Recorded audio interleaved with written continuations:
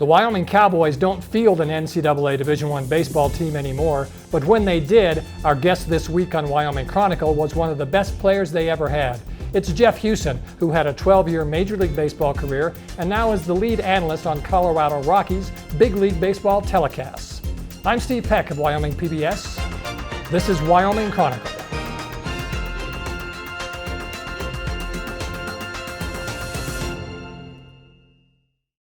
Funding for this program is made possible in part by the Wyoming Humanities Council, helping Wyoming take a closer look at life through the humanities, thinkwhy.org, and by the members of the Wyoming PBS Foundation. Thank you for your support. Jeff Huson, thanks for being with us today on Wyoming Chronicle. Glad to have you here. I've been looking forward to this for a long time, so I much appreciate the opportunity. We're in Laramie, where you later tonight, as we're here on the 1st of September, are going to be hosting the Wyoming Athletics Hall of Fame induction ceremonies. Yes. You're a member of that, aren't you? I am. In 2015, I remember getting the call to tell me that I had been inducted, and it was one of those calls that, to me, I was in shock because I didn't even know I was up for it. And then two, it was really cool to think about my time here in Laramie and playing for UW baseball, that they would honor me with such a great honor. Well, the reason you're a member of the Hall of Fame at University of Wyoming is because you played cowboy baseball, as you mentioned. I'm not sure how many of our viewers remember or realize that UW fielded a Division I NCAA baseball team for a long time. And I know and went to the College World Series once in the 40s, I believe it was, played up into the early 2000s. What were your years here? I was here in 1983 through 1985. So I grew up in Arizona, and I was playing at a junior college in the Phoenix area, and Wyoming came down to scrimmage some teams because the weather's challenging here at times. And so they came down to play us, and we played them in a doubleheader. The scores counted, everything, but it didn't go on anybody's record. Yeah.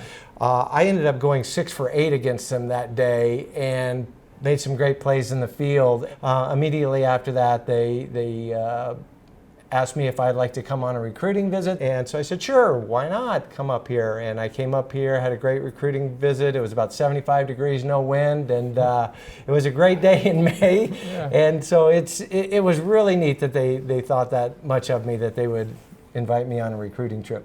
What were your aspirations about playing at another level of baseball at that time? Did this offer, I mean, you were in the right place at the right time, performed the right way at the right time. Were you hoping something like this might happen? Well, yes and no, because I had to walk on to the junior college. I was kind of a late bloomer. Yeah. So there's only 2 schools that were really recruiting me and only one that gave me a full ride. Yeah. So I was like, hey, I'm coming here to help my parents out, but also I just love the vibe up here and the players, and so my aspirations were just to be able to play Division I baseball, and then hopefully we'll see where it goes from there. You recalling when you came to Laramie, that first winter that you were here, you said, among other things, you're an Arizona boy, you didn't even have a winter coat. Nope. And I remember as I was driving up here with my Rand McNally map next to me, coming up the back way from Fort Collins, driving into Laramie. I'd left Arizona the day before, looking over to the left and seeing this mountain range. I didn't know it was the Snowies at the time, with snow on it. And I thought to myself, what the heck did I get myself into? Yeah. And, we go through fall ball. I fly home at Thanksgiving, and I didn't want to get on the plane to come back.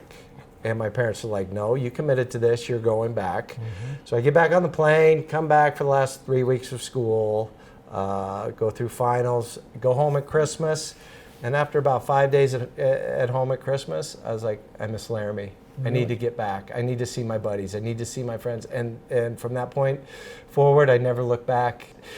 I always say to people, sometimes you choose Wyoming, and other times Wyoming chooses you. And for me, Wyoming chose me, and it was the best decision I ever made. What was the brand of baseball that was played at Wyoming? How would you characterize it at that time? I would think a little bit of old school baseball in the fact that if we got somebody on, you're probably going to bunt them over. There was a lot of hit and runs. This was sort of your specialty. Yeah, kind of. it really was. And so it fit right into my game because I had some speed and was able to do that. I didn't have much power. I just think it fit my style. Yeah. Who was the manager then? Jim Jones. Jim Jones, sure. Yeah, long time manager. Yeah, he came in after Bud Daniels and before Bill Kinnenberg took over here at UW. Good baseball man? Yeah, exactly. You talked about the weather and why the Cowboys would be coming down to scrimmage against a junior college team in Arizona. What's the typical, how many games would the Cowboys play in your seasons here on first? Well, we would hope to get 55 to 60 in. And the first 40 usually were out on the road. We either went down to Arizona or we went down into Texas. What month does the college baseball season typically start in? March. March. So yeah. March in Laramie, Yeah. there's really no question of ever having a home game. No, and you know, even going into mid-April, you could get some great days, and it could be snowing. I remember my senior year, we were playing the Air Force Academy on Mother's Day, and it was snowing.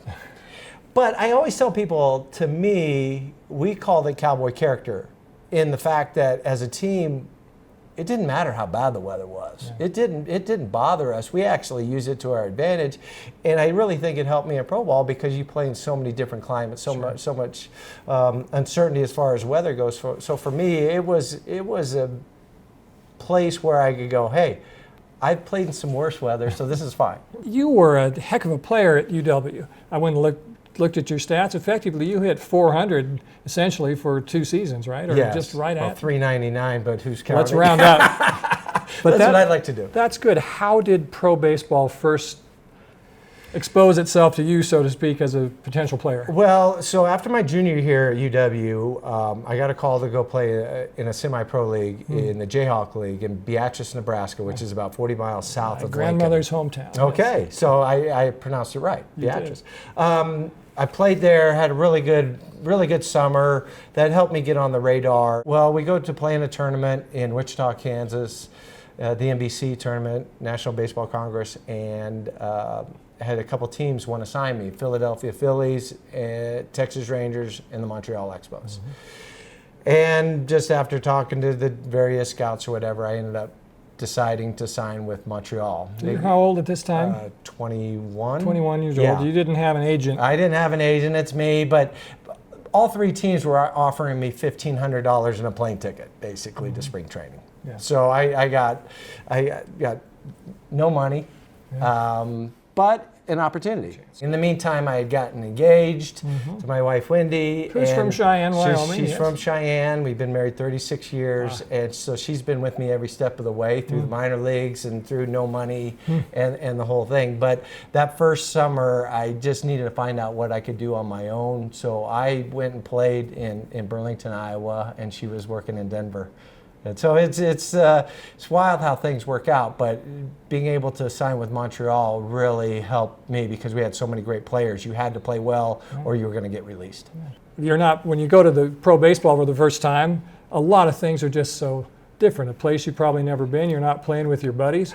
You're playing with older guys. It's it's a weird dynamic. Yeah. You come from college baseball where you use an aluminum bat. Oh yeah.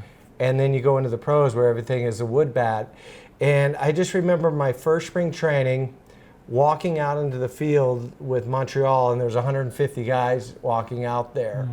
And I'm thinking to myself, oh man, what have I gotten myself into? There's all these great players. How am I going to stack up? The very first guy I faced in batting practice, where the pitchers throw against the hitters, even on in the minor leagues, first guy I faced was Randy Johnson, and I'm thinking to myself, well, then I'm done after today. If this guy is in the minor leagues, what does the big leagues look like? Well, of course, we know what happened with Randy, but still, that was an interesting one. I ended up doing pretty well in spring training, and I ended up making a low A ball team out of spring training with one Larry Walker was also on that team. Yeah. So A ball, for example, compared, say, to NCAA baseball, similar caliber of play, would you say, or what are the similarities, I differences? think it's similar. The difference is in college baseball is if you have a rough weekend, you go 0 for 8 or 1 for 11, you have 2 days, 3 days before your next game sometime to maybe iron out whatever's wrong with your swing, whatever's wrong with the pitcher. Or just get over it. Or get over it mentally. In minor league baseball, you do not have that chance. And that's the biggest lesson I learned, because I went from college baseball to minor league baseball where we play 142 games and trying to figure out mentally how to get through that grind. And I remember distinctly, we were on the road, it was game 90, and I'm wiped out because it was just so much more baseball than I'd ever played in my life. And now I've got to figure out how to get through the next 52 games. 50 games left. Yeah. And those games are played in a shorter window than Major League Baseball. Exactly. Right? When Major League Baseball is almost every day for 6 months, but this is 150 games in what, 5 months? 5 months, yes. So you don't get many days off. There's different rules for the minor leagues than there are for the big leagues. And when you're talking about being on the road, you're not sitting in a jet and you're in the back of a bus somewhere, right? Yes. I mean, just think of Bull Durham. Yeah, okay, right. Bull Durham, guys riding on the bus, some guys are singing a song, some guys are sleeping, some guys are playing cards. All of that, because Bull Durham came out in my third year in the minor leagues. It was AA. Yeah. I was playing in Jacksonville, Florida, and we got a free preview of that movie. And I walked out of there. My wife and I walked out of there. We were like, "Oh my God, that's our life." They nailed it. They nailed it. A term that I hear brought up again when you're on television, and I'm a Rockies fan and watch the games. And I hear other people that you interview talk about it. I've heard you say it, and the term is "we're built for baseball." Now, I heard Todd Helton in the booth just a few days ago for the 30th anniversary, and he works with the Rockies again, and he's talking about, well, one of the first things I look for is a particular body type and what that person's going to grow into. But I have a feeling that built for baseball that's part of what it is. Yes. But based on what you've said, a lot of it's there too. You know, it really is. I played with so many guys that had so much more talent than I did, but I don't believe anybody outworked me. Really? It's the hardest game in that fact. Football's tough for the physical aspect. Basketball has their challenges, but baseball, it's both physically and mentally. Once you start spring training in February, that's the best you're ever going to feel. And now you play 162 games in 182 days. And the mental grind of going into a big slump. You're 0 for 14. People want you to get fired, cut, released, whatever it may be. You hear all the white noise, but you got to be able to block it out. And I think that's what separates a lot of the great players from guys that got a cup of coffee and then were out of the game quickly, because the mental grind, it sounds weird, but you have to be selfish too. You have to make sure that you take care of yourself and you're ready to play each and every night. And there's times that I was probably too selfish, because all you can focus on is what's in front of you and what's going to happen in that game that night. So I always look back at times and think to myself, I wish I could have enjoyed the game more. But to get to that pinnacle, I'm not sure that was an option. Related to that, talking about how fans get on you when you're in a slump and so forth, I just want to do a little bit of math. I think I subscribe to the U.S. Census Bureau newsletter as part of my job, and one of the things I saw recently was that since 1900 there have been 10 billion Americans born, and I think there have been 25,000 Major League Baseball players. Now that's still a big... It's actually lower than that. Not even that many. It's a little over 23,000. 23,000. Yeah. And 23,000, well, in Wyoming, that's bigger than most towns are. It's still kind of a big number. Let's look at, I think the population of the United States today is about 330 million. And I think 30 major league teams, an active roster of what, 26? 26, so that's about 800 Major League Baseball players. So the thing that you did, even if you were in an 0 for 8, just so incredibly rare. And it particularly meaningful because so many people dream about doing it. Yes. And here's someone who did it. When you were a little kid, you played youth baseball, I presume. Everybody thinks, man, I'm going to be a big league player someday. You had those thoughts, I'm sure. Yeah, you must have been a heck of a little leaguer. Yeah, I was, and I I just kept getting better and Yeah. better and better the older I got. And yeah, I think growing up, I grew up in a sports family, Yeah. and we went to baseball games, and I played basketball, I played football, I Yeah. did it, you could do that then. You could play all the sports. So yeah, I dreamt of playing in the big leagues, but I was too naive to know how hard it was. The math I just did. The you math, didn't do? I didn't do. I wasn't smart enough to do all that math. So I was too naive not to think I wasn't going to make it. Yeah. And that really helped me. What happened when you got the call? What Well, happened with actually, you? it happened. I ended up going to camp with Montreal. They sent me to AA. Spent the whole year there in AA, and I got called to the big leagues. From AA? From AA. The really cool story about that is I was 15 hours short of getting my degree. So I had 5 classes. So I had enrolled in school. And my wife, who was pregnant at the time with our first, and our dog, and my parents, they took off from Jacksonville, Florida, and they were driving back, and they ended up stopping in Illinois at my grandmother's house, and then my parents were going to stay there, and Wendy was going to drive the rest of the way back here to Laramie, start classes for me, and do everything for the first couple weeks, talk to the professors. She gets to Illinois at my grandma's, and my manager tells me that I'm going to the big leagues the next day. So I called her up. I said, hey, you're not going to school for me. Stay there. I'm getting called to the big leagues tomorrow. And so happened that I fly to Montreal, we play there a couple games, we go to Pittsburgh, and then we're going to go to St. Louis. So I meet up with her. She's in basically Springfield, Yeah. Illinois. So she drives down to St. Louis. This is the first time we see each other since I got called to the big leagues. Wow. I got big league meal money. It was like a scene out of a movie. We're throwing money up in there. Because honestly, that summer, I had to borrow some money from my parents to pay rent because I wasn't making any money, and she wasn't able to get a job. What is a AA? What At that time, I think I was making $1,200 a month. Wow. Yeah, my first year in the So- minor league, $700. My next year, $850. So, yeah. So It's a long time ago, Yeah. but that's not very much money. No, Even and but when I got to the big leagues, big league minimum at that time was $62,500, and I thought then. Wow. It's a big step up. Do you mind telling us what that is now? it's a little over 700,000. Yeah. Now, my second year, I made 68,000. You got a raise. Yes, I did. And then the next year we go to camp, and I got traded to the Texas Rangers with about 5 days left in camp. And that's the team you played with the longest. Yeah, right? that's really where I got my big break in my career and was able to, that's where I established myself as a big leaguer. And among your teammates there was Nolan Ryan, and I've heard you talk about being on the field when he extended one of the great records in baseball Yes. that I think, of course, we always talk about which baseball record will never be broken. That'll bring me to another question Yes. about Cal Ripken. But hard to believe another pitcher is going to throw 7 no-hitters. No, I don't think so.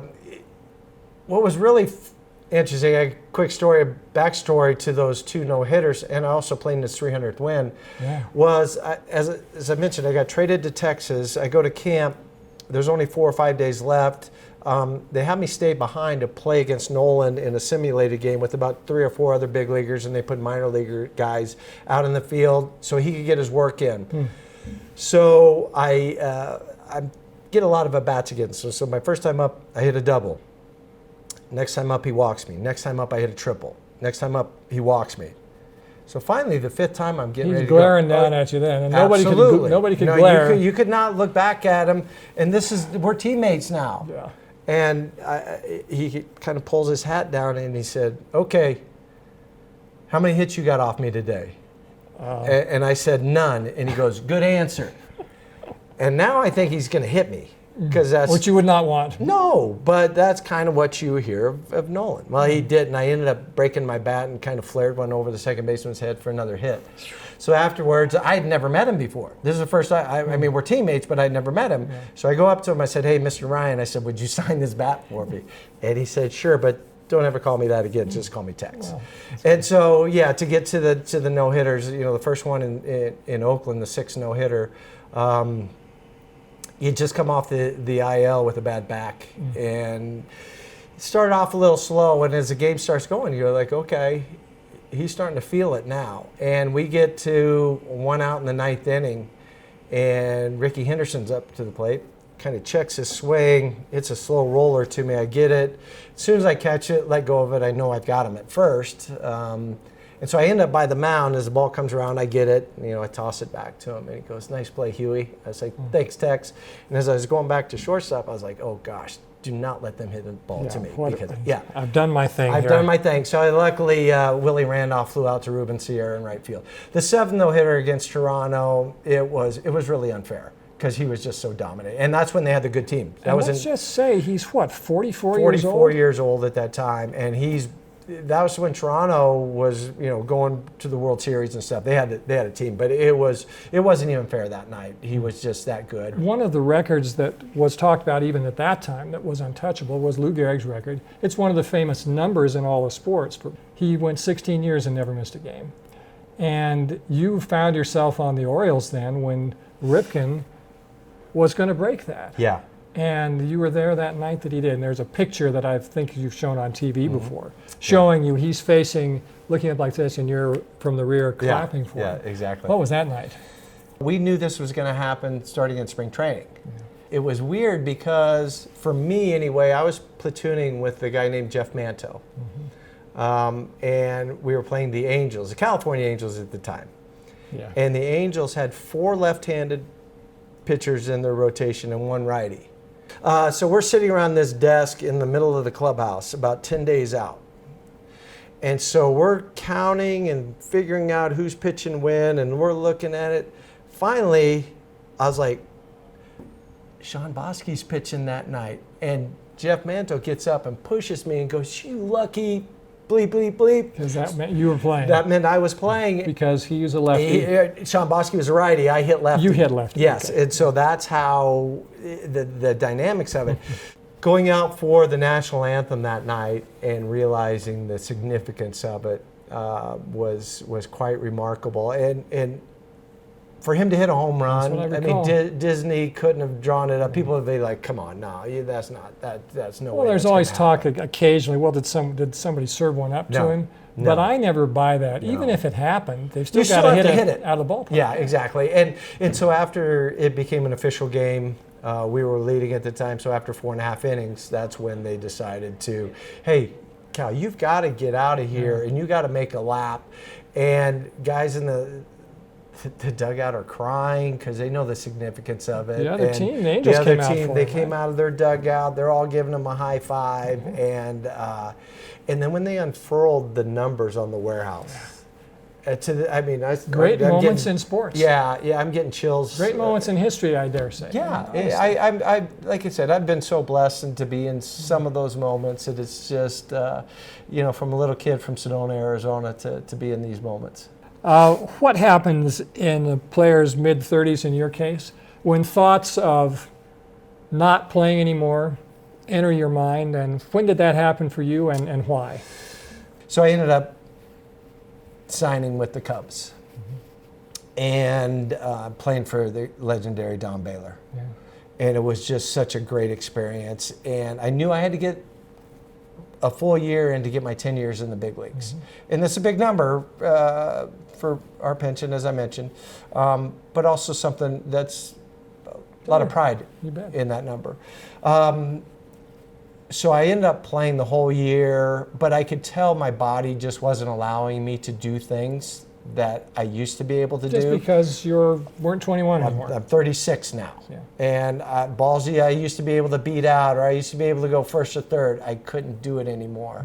The throws were longer. So we go to Pittsburgh, final game of the year. Mind you, Pittsburgh is also the place I got my first big league hit against Doug Drabeck in Old Three River Stadium. Yep. And we're playing in Old Three River Stadium.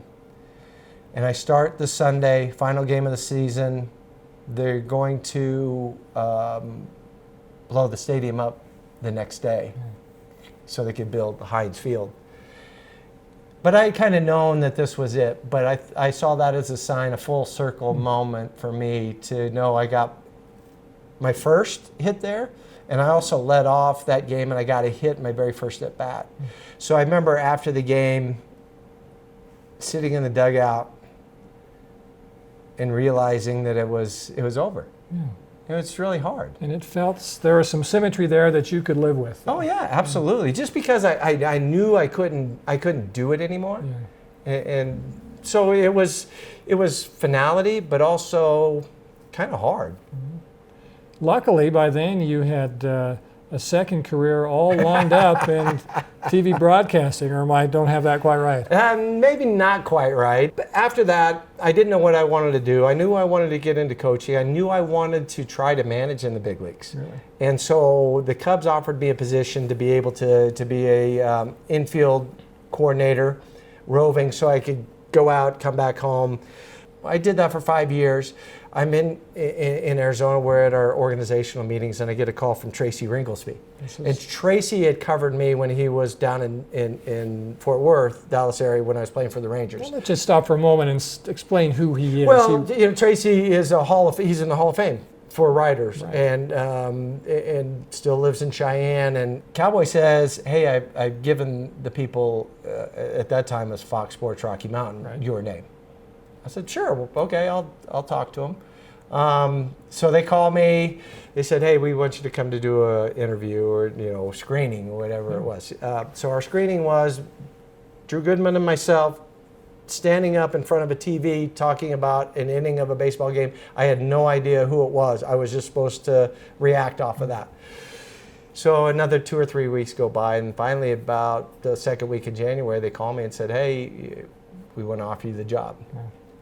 I drive around for my job here a lot. I've got Sirius satellite radio on, listen to lots of different games because I like hearing the different broadcasters, and they have different approaches. Oh, yeah, absolutely. On your broadcasts with the current team, you talk a lot about the methodology, the technique, sort of. He needed to take a step back to let that ball come. He should have charged that because he didn't get the grip he wanted. You tell people what it's like to be an infielder, and I find it very interesting. Well, and that's what I try to do. I look at it as Drew and I are sitting at a table just like this, and we're talking about the game that's in front of us and what we're thinking and what we're seeing. It kind of goes back to my coaching. I love coaching. Yeah. And so what I'm trying to do is coach our audience on how I would coach the player. Jeff Huson, it's been a great pleasure talking to you, and Thank you. I appreciate your continuing connection to Wyoming. Good luck with your career. Thank Hope you. you keep doing it for a long time. I do too. I enjoy what I'm doing, but thank you. Thanks for being with us on Wyoming Chronicle.